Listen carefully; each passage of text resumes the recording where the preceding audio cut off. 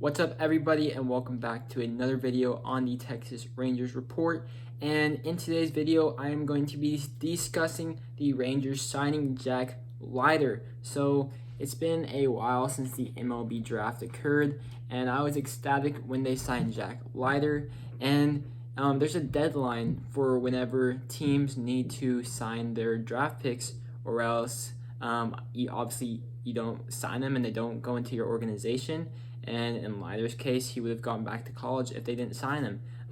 It was getting a little close. The deadline is Sunday at like 5 p.m. There are still some people that have not signed, some notable people. I'm looking that up right now, but I was a little worried that he'd be hard to sign. And I don't think the Rangers were too worried about that whenever they drafted him. I think they knew that they were going to have to give him over-slot money, which they did. They gave him a $7.92 million signing bonus, and the slot value was $7.79 million. So I think they had to draft strategically in the later rounds to make the Jack Leiter signing happen. But some notable names from the first round that haven't signed yet is Jordan Lawler from the Diamondbacks. So if he doesn't sign, obviously he'll go to wherever he's committed. And that is Vanderbilt. And it's interesting that he got drafted by the Diamondbacks, and it's interesting because they missed on another high school shortstop signing a few years ago in Matt McLean, and he was drafted this year by the Cincinnati Reds. Another guy that hasn't been signed yet is Kumar Rocker, and usually it's pretty easy to sign college juniors, but Kumar Rocker has shown reports that there's been stuff wrong with his elbow. So the New York Mets gave him a $6 million signing bonus the day of the draft, and Rocker loved that deal at the time, but the Mets are a little worrisome now with the elbow news. So if Rocker doesn't sign, he'll go back to Vanderbilt. He'll be a COVID junior, I believe, or maybe a COVID senior, but he still has the chance to make a good amount of money next year because NCAA is paying their athletes based off their image and likeness.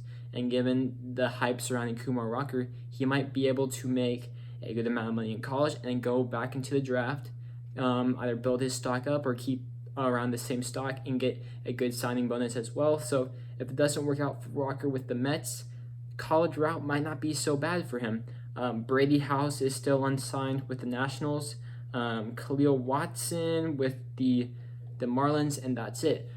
I'm super happy that Leiter is signed because, in my opinion, I think he's going to be our number one prospect right away.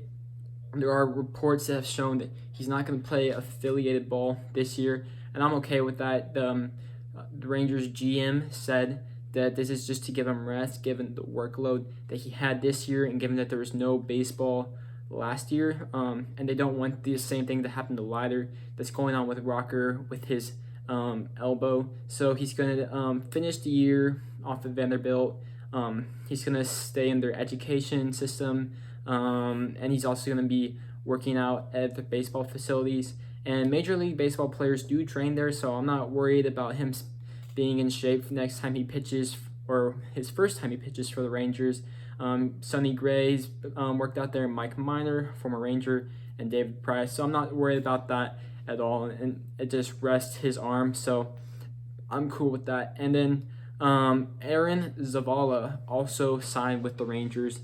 The reported amount is not known, but I'm sure it's going to be some underslot value. The slot value that the Rangers had for their second round pick was $1.95 million, and I think Zavala will come in around $1.8 million. That's just a guesstimate, no official news or rumors going off of that.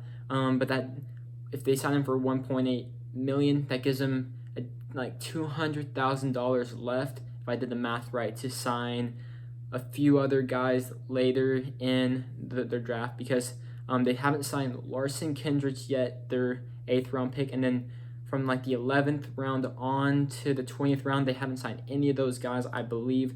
So you could use that money to sign some of the college players or maybe one high schooler. Don't expect them to sign Will Taylor because he's going off to Clemson to play both football and baseball, and there wouldn't be enough money to sign him anyways. So this is really good news for the Rangers.